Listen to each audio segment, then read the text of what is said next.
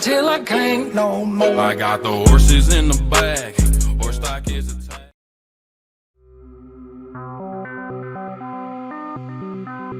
In the coming week, Argentina approaches a deadline for restructuring $65 billion in debt. The U.S. House is set to join the Senate in getting back to work, and spring graduation season is marked by virtual ceremonies and limited job opportunities. It's May 14th, 2020, and time for The World Next Week.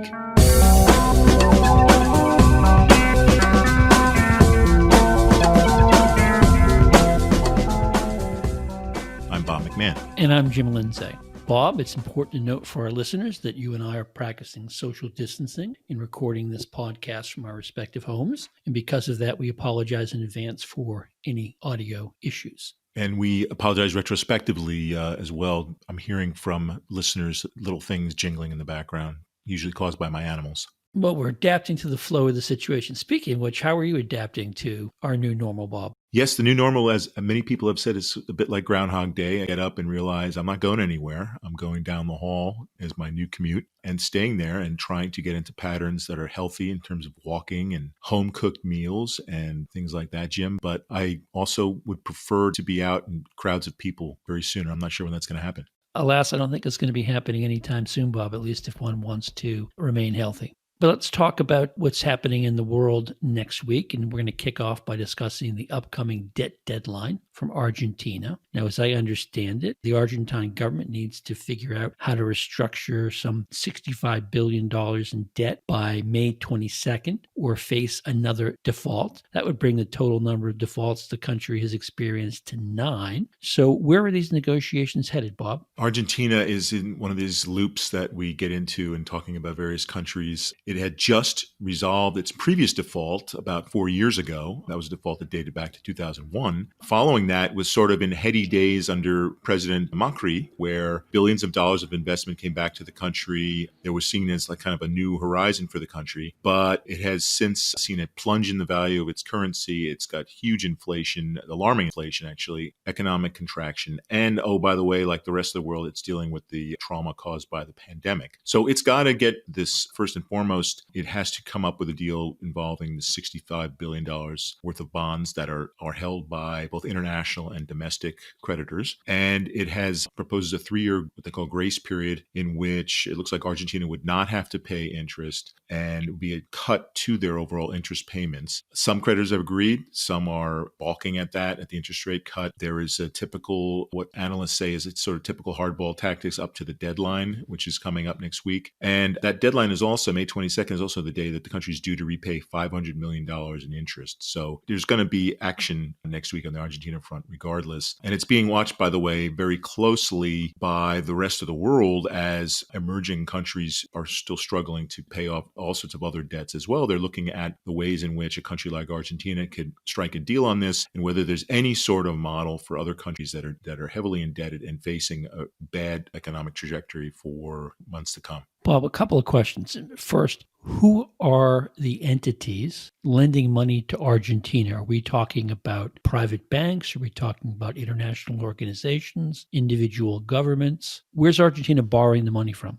Jim, it's certainly a good number of private entities. I mentioned under Macri, there was interest again in investing in Argentina. So you had billions of dollars coming back into the country. And so these private entities in particular, held by various firms and funds and so forth, are not inclined to take what they call a haircut on these types of deals if they can avoid it. But I think many people see there's going to have to be some sort of trimming of the returns to these investors for Argentina to strike any sort of a deal and to get out of the hole that it's in. Yeah, my understanding is that Argentina's creditors have already rejected one proposal that Buenos Aires put on the table. It was sort of asking them to take too much of a haircut. I'm curious, Bob, given Argentina's track record, again, this is not the first potential default. We've had 8 of them already. Why are banks and financial institutions willing to lend money to Argentina? It would seem, historically at least, to be a bad bet. No, it's true, Jim. I think a lot of it owes to the hopes invested in President Macri. And Argentina, let's note it, is still regarded as the second largest economy in South America. It is a major agricultural heavyweight in the world. So among various commodities, especially agriculture, it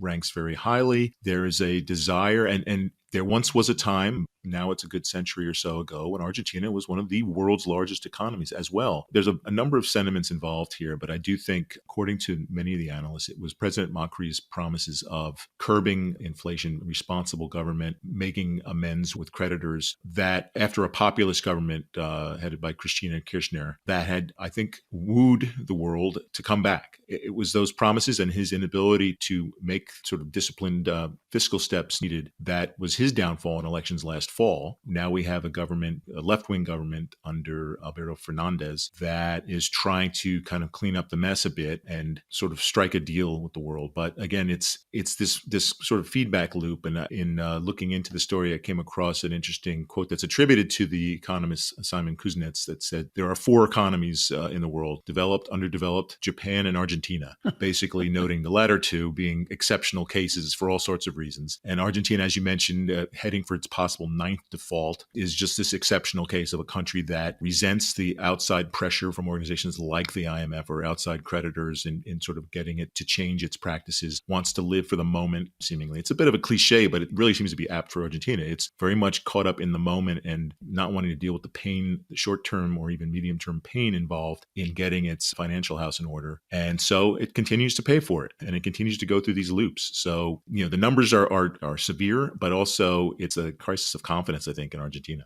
Bob, you alluded a moment ago to the fact that Argentina's debt problem is not unique. A lot of countries across what traditionally is called the developing world are facing big debt problems. And there's been a big movement to try to figure out a way to alleviate that problem. Again, the debt issue didn't begin this spring, but obviously the pandemic has intensified a number of issues. Are we seeing much movement on that front or not? We're seeing some movements. The IMF has been very busy and has been getting a lot of, shall we say, petitions, notices, and solicitations of advice from countries. I think over 100 countries I saw in a recent report have reached out to the IMF for help. It's got about $1 trillion to play with, according to some reports, in terms of being able to help out countries. And so there is some movement on their behalf to try to help out countries, trying to continue to set up boundaries for helping them out, but also acknowledging that there's going to need to be some slackening of normal standards. So you're seeing the IMF playing a role. You're seeing some G20 gestures as well from the group of 20 leading democracies in the world. You're getting a number of economists, increasingly a broader spectrum, saying there's going to have to be some debt relief and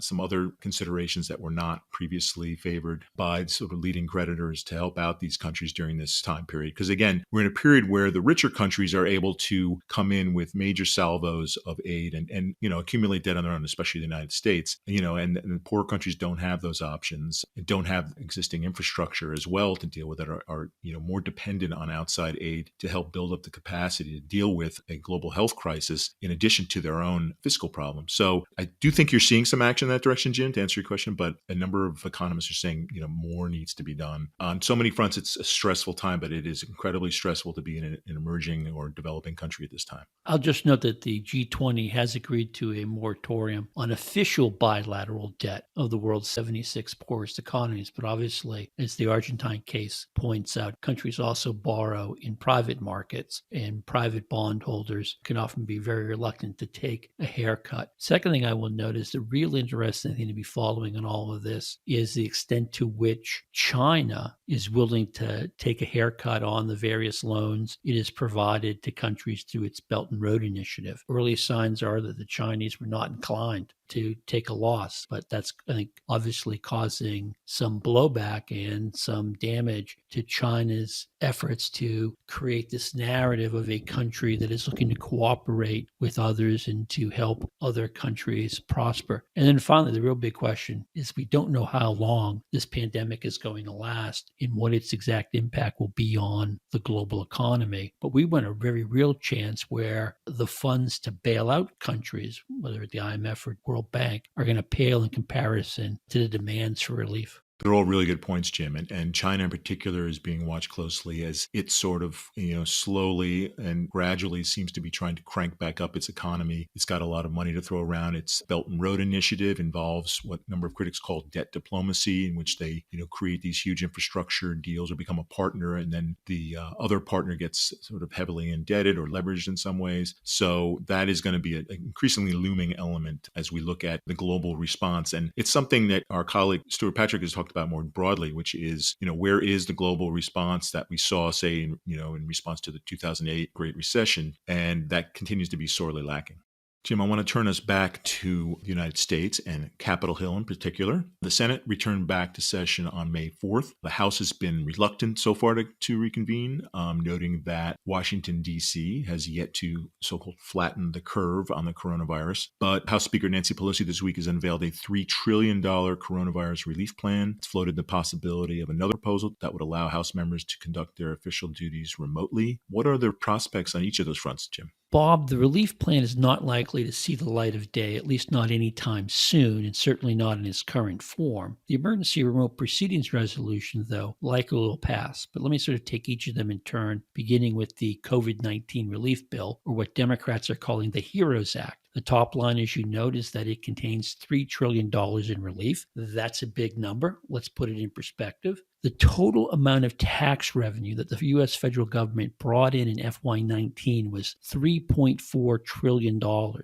you're talking about a relief package that is almost 90% of U.S. overall tax revenue. And that's coming on the heels of already having passed a $2 trillion emergency relief bill earlier this spring. So going back to our last topic about debt, the United States is taking on a lot of debt very quickly. Now, if you look at this bill, and I can't say that I've plowed through all 1,800 pages, you're going to find a number of big initiatives. One is to provide $1 trillion to state and local governments who are hard pressed under the current circumstances because their revenues are down. Remember, states typically have to balance their budgets. They can't borrow in the same way the federal government can. There's $200 billion for a HEROES fund to pay essential workers. There's an additional push for stimulus checks, extended unemployment insurance. We saw those initiatives under the last $2 trillion emergency relief bill. There's more money for COVID-19 testing and contact tracing. And there's also an option to give every American the right to vote by mail in November. And there are a lot of other things in there. This, in many ways, is a big wish list. Pelosi's plan has gotten a distinctly cold shoulder from Republicans. Senate Majority Leader Mitch McConnell dismissed it as a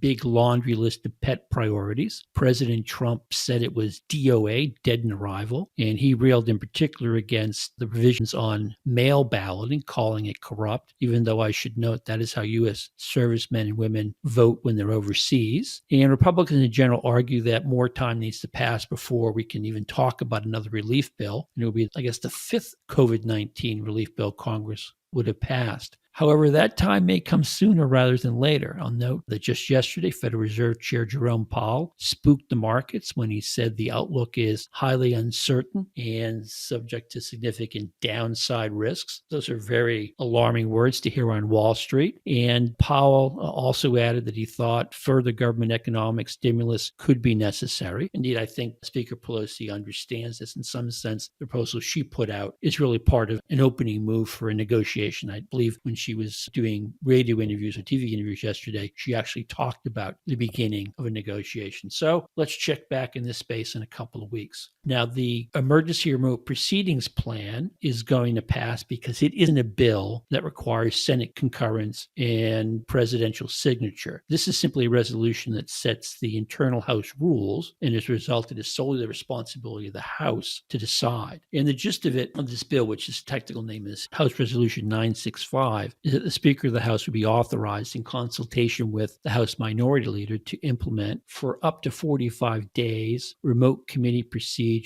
and to provide for remote voting in the House when the country faces a public health emergency, as we do right now. Now, the key word in that description is consultation. The Speaker only needs to solicit the Minority Leader's opinion. The Speaker's not bound to abide by it. And in fact, Republicans are not on board with Speaker Pelosi's proposal. They say Democrats Democrats have unfairly abandoned a bipartisan process to devise a response to the pandemic. Republicans seem particularly upset about proxy voting. House Democrats countered that they tried to broker a compromise with Republicans, but those discussions went nowhere. And they note that the GOP suggestions mainly focused on limiting the number of House floor votes each week and installing plexiglass dividers in high traffic areas. House Democrats are also arguing that if you look around, if you look at Brazil, Canada, Chile, United Kingdom, those are among the well-respected democracies that have gone to remote legislating to adapt to our current situation. So all in all, this looks to be sort of another installment of our highly polarized and partisan Washington politics. Well, Jim, there's a number of things I wanted to follow up on. One was, so the Senate has been working already several days in advance of the House coming back in virtual or real form, but the Senate's been meeting remotely as well, at least in some of the meetings, the well-followed meetings involving top health experts over the past few days, seeing senators from their dens or their studies or whatever as they're convening these meetings. So there's a little bit of a precedent there for the House, but also a sign that the Senate, which has a majority of Republicans, is also not keen to, I think, rush back into the chambers on Capitol Hill. Is that right? Well, I think there's a fair amount of reluctance on both sides of Capitol Hill to be back in business because of the obvious risks of being infected. And I will note just this week, we saw, I think, tensions rise at the White House, where a number of people on the White House staff were diagnosed with COVID-19, having been infected by the coronavirus. And obviously, when you think about the challenges for the continuity of government, if senior government officials get sick, incapacitated, or worse, it's deeply troubling. If you look at the Senate, for example, true to some extent in the House, the average age is above the median for the country as a whole. And as we know, older people are at much greater risk of having catastrophic experience with COVID-19. So that, I think, percolates among all of it. But as you note, in the Senate, which has been doing some things remotely, there's been a variety of responses to it. Some senators insisting on wearing masks, others defiantly not wearing masks, and criticism going back and forth. And again, I think that reflects the divisions in the country as a whole over how we should respond to the coronavirus, what the appropriate procedures and processes, how to balance the risks, so forth. Yeah, I think it's particularly dismaying. Here we are in mid-May, and we still don't have anything that sort of looks like a national strategy for both the health side of this and the economic reawakening side. Instead, you have, a combination of things, culture wars, the tiff over masks and things like that, and real rising anger over the country not being allowed to open for business based on whether or not a state house feels like it's appropriate or not. And it's just almost alone in the world is the U.S. kind of, yielding to this kind of patchwork response to, an ongoing public health crisis. I don't think when everything is said and done, we're going to hold up the U.S. response to the coronavirus as sort of a model of how to do it. And, partly that has to do with the nature of the U.S. political system, federalism, and the like. Partly it has to do, as you point out, deep divisions here in the country over the nature of the problem, even divisions over what the facts are. You can see this in polls in which Republican responses to questions about the coronavirus look very different from Democratic responses. One thing I will say is, in what I think is notable on this issue of rising anger to go back to normal, is that anger doesn't appear to be shared by the vast majority of Americans. I think the polls continually show that most Americans understand that the virus is here to stay, that we need to take precautions against it, and people are concerned about opening up too soon for fear that it will just perpetuate the pandemic. And again, this gets to a problem we talked about a number of times on the podcast, which is you can really run into a problem in which if you open up too soon, you get new infections that require you to shut down again, and that will be economically disruptive. And it's going to be sort of difficult to sort of figure out what the right sort of mix is here. Because again, the situation in New York is different than the situation in Eagle Pass, Texas. And I think a lot of the sort of the national discussion poses this as sort of a binary decision. Either you are shut down or you are opened up. And I think if you look across states, I think some states have approached this opening up process better than others in terms of doing it more slowly. But again, one of the big questions in terms of the economic impact, we've mentioned this before, is if you open up,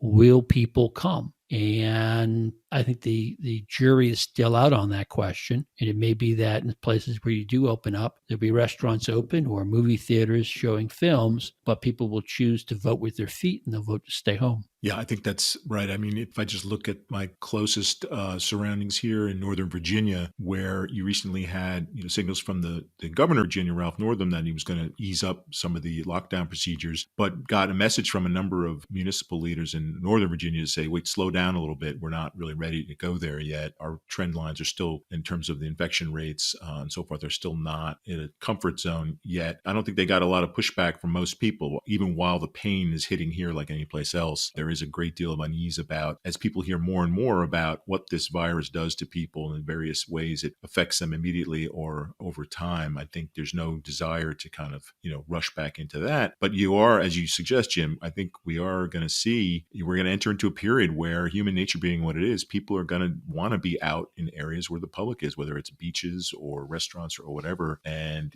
tempting fate, as the health experts have been saying through testimony this week, there are grim harbingers of what that could be. Certainly, Bob. And I'll just say, we live in the DC area, and let's just say this has not been a warm, sunny spring. It's been cold, rainy, damp. And I think that has helped keep a lot of people indoors as the weather gets better. I think even people who say it's important to socially distance and they're concerned about their health, you're going to see people venturing out. I do think it is hard to sustain this sort of stay-at-home order for a great period of time. And the problem is that will likely help sustain the infection through coronavirus. So, of course, the big potential game changes here are, do we get a vaccine quickly, and can you actually distribute it to people? And the other big question is, do you find some set of regimens that allow you to treat it? Because if you could find something that allowed you to significantly reduce the number of deaths or the severity of disease, I think that would change as well. Whether that's going to come quickly, I don't know. Certainly a lot of people hoping for it, but hopes don't always come true. Speaking about the impact of the pandemic on American society, Bob, let's talk about spring graduation. Due to the pandemic, most high school and college graduates will be celebrating this important moment in their lives with virtual ceremonies. Many new graduates are also trying to find jobs and start their careers with the unemployment rate hitting record numbers. What are the consequences of this most unusual commencement season? Well, Jim, we're in this looking at another heart-rending consequence of the pandemic, which is not allowing students to do what they love to do at this time of year, which is congregate with hats and gowns and, after their ceremonies, go to lots of parties and also start to talk about new beginnings and hopeful careers and so forth. There's been a great pall descending over all of that. Today, they are being greeted, for example, with the latest unemployment figures of something like 36 million people who have applied for unemployment in the United States, which is just staggering. There's a global recession verging on depression. And so, first of all, these ceremonies to turn into virtual affairs, even though you're seeing reports of lots of students still wanting to order their caps and gowns to have them in the places where they live or the places where they're going to watch these ceremonies. They're going to watch commencement speakers speaking to them from the commencement speakers' own lockdown, chambers. And, I think they're going to hear a lot about taking on this historic moment and being presented with a challenge that doesn't usually hit people leaving school. You've already seen, actually, if we look a little bit beyond just undergrad, the people who were in medical schools, you've seen them being asked if they'd like to leave early medical school, those who were due to graduate, and actually join the frontline forces fighting the COVID-19 disease. And a lot of them are doing it. So some are already jumping into the fray, but you're seeing others who are in other lines of work or destined for other lines of work, sort of calculating what does the future hold for them. And you're starting to see a number of celebrities or past and maybe future political leaders also stepping in to address them and try to give them encouragement. I think former President Obama is going to be addressing high school graduates this coming weekend and has plans to be addressing college grads in a few weeks' time. A lot of other celebrities getting into the work. The magazine The Atlantic has had a series of pieces scripted by well-known authors with messages for graduates. And I'll note one of them was from the New York Times columnist David Brooks, where he basically told the graduates, look, think of this as this time period as a discrete box. The next 2 years are a discrete box. He said they should only think about that and use this hiatus from their normal lives. And he says life will get back to normal. Use this hiatus to do things they would have not done if this emergency hadn't hit. Move to another state or country, he says. Take some job that would never have made sense if you were worrying about building a career. Handyman, AmeriCorps volunteer, for example. So that's just one bit of advice. But you're also hearing, trying to keep things upbeat, a number of other experts offering advice have noted that during the Great Recession, it was also a period of great innovation and entrepreneurship. It pointed to notable startup companies that were founded during that period. I think Uber and Airbnb were among them. And so, as well as a general call for doing things, again, that they would not have been considering. So, volunteering in places where they can do that whilst maintaining social distancing, for example, and trying to take on some other type of work that they would not normally have done. I think what you're seeing on a practical front from the graduates, especially from high school, is some of them are going to be putting off college, taking the so-called gap year and doing something else with it. And this raises alarm, I think, for a lot of colleges, which are used to a certain small portion of students doing gap years. But I think there's a great deal of concern that as many as 30% of students who normally would have been coming into colleges will not be. And the colleges are looking at severe economic straits. A number of them are already having troubles due to when this pandemic hit. About mid-March or so is when many schools started to just kind of roll up classes. And a number of them ended up giving back money to students for various services that were no longer going to be delivered. And so you even have schools with pretty large endowments making cuts, freezing staff hirings or cutting back on other benefits for their staff. Georgetown just announced another round of those cuts this past week. The University of California system, the largest state school system in the country, announced this past week that something around its 500,000 or so students that normally attend its schools will be doing it mostly virtually next fall. So they're already laying out markers for next fall, Jim. So it's a commencement season like no other for a lot of these students. It poses huge challenges. It punctures what normally is a really joyous time of year. And again, really sad to see. But at the same time, as always, there are gestures and inducements for people to take advantage of the moment. Bob, I have to say, as I was listening to that advice on what college graduates should be doing, I was struck by how unrealistic much of it seems. I mean, I will note it may be nice to go live in another country. Right now, it's hard to travel to another country. Many countries don't want visitors. Certainly, if you get there, there are no jobs available. Many students are going to be graduating from college, having student loan debt. They need to be able to pay that back. So it's nice to say they should go and volunteer, but how are they going to sustain themselves during that period? I mean, it seems to me that some of that advice just seems highly unrealistic or assumes that people have a financial cushion that most people don't have. And I mean, I really worry about this generation of students. Like there's plenty of evidence when you graduate in bad economic times that can have an impact on your lifelong career earnings. It's hard to start your career if you can't get that first job where you can sort of build your resume, get the skills, build contacts. And indeed, just one quick note, you mentioned universities. You know, we think of universities as a place you go to study, but universities are also a big business. You know, if they don't have students coming in, then they're going to be laying off faculty. But just pick any college town. I'll pick my alma mater, University of Michigan. You know, you have all kinds of industries in that whole area of Ann Arbor, southeastern Michigan, that depend upon the university. It's like a big multiplier effect. No, I mean, I think that's true, Jim, nationwide, down to the smallest schools. Yeah. Any little town that has a university, you can bet that that's a major driver of jobs and revenue for those towns. I just see this as sort of adding to the concerns that many people have that we're not going to see a V-shaped recession. Hey, it's December 2020 and everything's all back to normal, but this swoosh or checkmark recession, which is going to take a while before we dig ourselves out of this situation because of the multiplier effect. And indeed, if you're a college student thinking of going to college right now, do you really want to take on debt so you can take online classes? Is that the right play for you right now? I mean, I think a lot of people are facing some really difficult choices, and I really feel for them. Or do they want to take on debt for what will be maybe up to a year of virtual courses? You know, do you want to spend $30,000 on tuition for what will be courses delivered via a modem? Yeah, that's a hard call. It is a hard call. It's occurring at a time, you know, pandemic aside, where colleges were struggling with the costs, with the debt load students were taking on, or students were struggling struggling and colleges were struggling, but also with the competition of distance learning and of being able to get education much more cheaply. And in some cases, depending on the individual, effectively delivered through other courses, through online courses. And so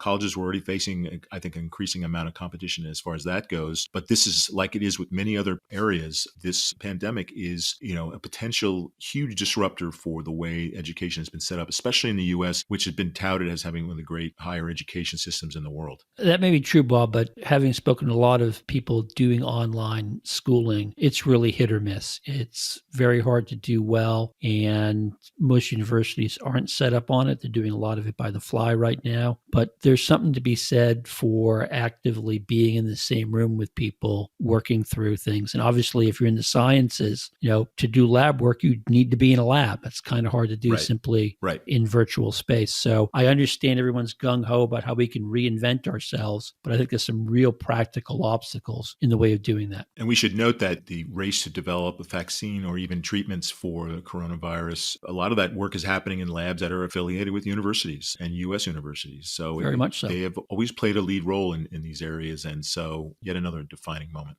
Well, Jim, we've made it to our Figures of the Week section of the podcast. So tell me, who or what is your figure of the week? Bob, my figure of the week is a number, but I'm going to invoke personal privilege and give you two different numbers for two different reasons. Okay. My first number is 65. That's the number of years my parents have been married as of today. Oh, that's terrific. So I know they listen to the podcast, so I just want to wish them happy anniversary. I love you very much. Jim, can you tell us their names? My mother is Colette. My father is James. Colette and James, happy anniversary. My second figure of the week, Bob, is a number 2, and that's as in the number of hours that the U.S. Supreme Court spent this week in its final teleconference arguments of the term on the question of whether a state can remove or punish so-called faithless electors in presidential elections. Now, I want to be clear here. I'm not talking about individual voters, rather about members of the Electoral College. They're, after all, the people who cast the votes that actually elect a president. Now, the U.S. electoral system has this quirk that we seldom talk about, which is that nothing in the Constitution requires an elector in the Electoral College to vote for the presidential candidate who wins that state's popular vote. Now, 32 states and the District of Columbia do have laws that require electors to vote for whoever wins the popular vote in that state. But there's a question here, are those laws constitutional? Now, there's a lot of evidence that the framers envisioned that electors should be able to exercise independent judgment. After all, framers weren't fans of direct democracy. The whole idea of the Electoral College was to insulate the election of the president from direct election. And I'll note that the first faithless elector came in 1796. That also happens to be the first contested presidential election in U.S. history. Obviously, George Washington was elected and reelected without opposition. Now, faithless elections have been rare in U.S. history, and it's never affected the outcome of a presidential election. But if you look at 2016, you'll see that we had 10 faithless electors. Most of those were Democrats who chose not to vote for Hillary Clinton. And it's dispute over those cases that have led to the current lawsuit. Washington State's highest court ruled that 4 of its electors who declined to vote for Hillary Clinton because she won the Washington's popular vote could be fined $1,000. The challenge, of course, is that the problem of a faithless elector could be pivotal in a really close election. Sort of the nightmare scenario you could draw up would be a close election and the losing party somehow pressures or persuades an elector to be faithless, changing the outcome. Or worse yet, a foreign power gains compromising information about an elector or electors and blackmails them into being faithless. So those are sort of the nightmare scenarios. Now, I suspect a lot of people think the answer is obvious, that electors must be required to follow the popular will, and that's what the Supreme Court should decide. But here's the problem with that. If you accept the idea that the framers believe there should be discretion, you're essentially ignoring original intent in saying that time and practice can informally amend the Constitution. Now, I'll note that Democrats and Republicans frequently tend to be fans of original intent, at least when it encourages or produces the policy outcomes they favor. So you run the risk that you may like this decision,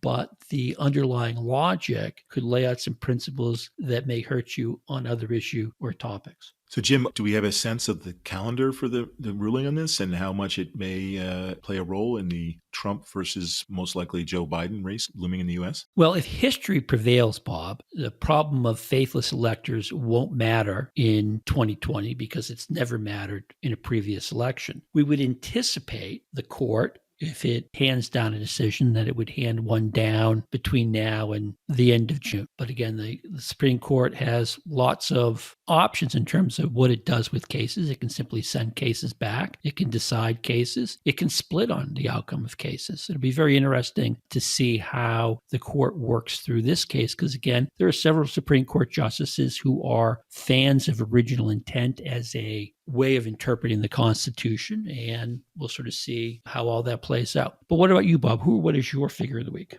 Jim, my figure is a person, and he is Andrei Konchakov. His title is head of Russia's Center for Science and Culture in Prague, but he is in the news for a far different reason. It is alleged in some Czech media that Mr. Konchakov had recently entered the country with a suitcase full of the highly toxic poison ricin, intended to poison one or more mayors in the Czech city of Prague. Prague is divided up into districts with different mayors for their role in campaigns that have involved removing a Soviet statue and the renaming of a square in front of the Russian embassy for Boris Nemtsov. This case is getting more and more intriguing. The Russians, of course, strongly deny any such plot, and they said that Mr. Konchakov has been the target of an anti-Russian information campaign. There's been a great deal of tension rising between the two countries, and actually they're both supposed to be speaking in the coming days to try to diffuse these tensions. But it is clear Russia has a very large mission in the Czech Republic, one of its largest in the world with more than 120 staff. And as is the case with a number of missions of a number of countries around the world, some of those staff are not performing solely the tasks that their title indicates, meaning that there might be some spy work going on. I'm shocked to learn that, Bob. I know.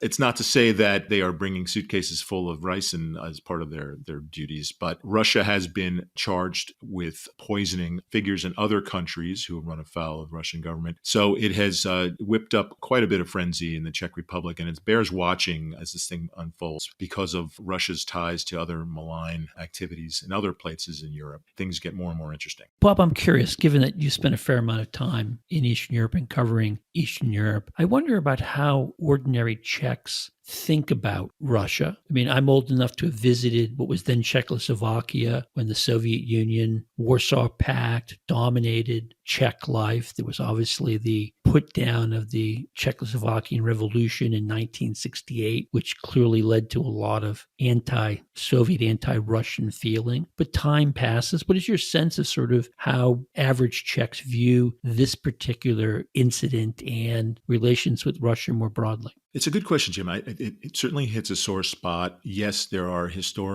deep historical resentments for Russia's role as part of the Soviet regime that had the region in its grip, and the 69 invasion still lives large. It's still a little bit more than 50 years old now, but it was a very traumatic event for the Czech Republic. Czechs had one of the more hardline, repressive regimes throughout the course of communism. And when it emerged from that, and Václav Havel, the poet, playwright, statesman, emerged as president, it moved quickly and pivoted quickly towards the West. It was keen to be aligned with Europe, with the United States. It was the first rank of countries to join both NATO and the EU. You saw schools switch curriculum to teaching English more than Russian. So older Czechs will generally know Russian almost fluently. Younger ones will not, but they will speak English and probably German or some other European language fluently. So there's resentment, but there is, it's not totally demographic based, but there is certainly a number of Czechs, a minority, that recall the communist years with something more than fondness, and some of that extends to Russia. And you had for a number of years a very strong minority party in Czech politics, the Communist Party, getting a consistent number of votes. So it's now, like a number of countries, it's got some populist politicians at the federal level. It's got a very popular, though not populist, I would say, a mayor who has not only run afoul of Russia, but of China recently in terms of overtures to Taiwan and speaking out on human rights rights issues. I would say you have a strain of Czech society that embraces Western norms, so to speak, in terms of democracy, rule of law, and human rights. This was a country also, having lived there, even though they dealt with kind of the double trauma of Nazism and Nazi invasion and being under the Soviet sway and communism. Prior to that, this was a country that finally recalled its role as a westernized European democracy through the 1930s, through most of the 1930s, one of the world's leading cultural places, one of the world's large economies. And so the Czechs pride themselves on an independent streak, but very much see themselves as part of Europe and Western Europe. They do recognize things about Russia, positive aspects about Russia that they also, like to acknowledge. And I would recommend people watch the movie Kolya, which came out about 20 years ago. I think it won the Best Academy Award for foreign film that year. And it deals with a little bit of that duality because it involves a young Russian boy who, through circumstance, has a Czech kind of Lothario who becomes his de facto father. And it deals with these issues, I think, very effectively. And I would say, based on my reading now, distant from Prague, and not having lived there in about 20 years, I think it deals with issues that are still relevant in that relationship. Sounds good. I think I may rewatch that. That is a great lockdown movie recommendation, by the way. And that's our look at the world next week. Here are some other stories to keep an eye on. U.S. Democratic primaries will be held in the states of Oregon and Georgia on May 19th, and the African nation of Burundi holds general elections on May 20th. Please subscribe to The World Next Week on Apple Podcasts, Spotify, wherever you get your podcasts, and leave us a review while you're at it. They help us get noticed and improve the show. Please note that opinions expressed in The World Next Week are solely those of the hosts or our guests, not a CFR, which takes no institutional positions on matters of policy. Today's program was produced by Zoe Collis with senior producer Jeremy Sherlick. Special thanks to Anu Kumar and Anna Shortridge for their assistance. This week, our recording engineer was Zoe Collis. Our theme music is provided by Miguel Herrero and licensed under Creative Commons. This is Jim Lindsay saying goodbye. And this is Bob McMahon saying so long and stay safe.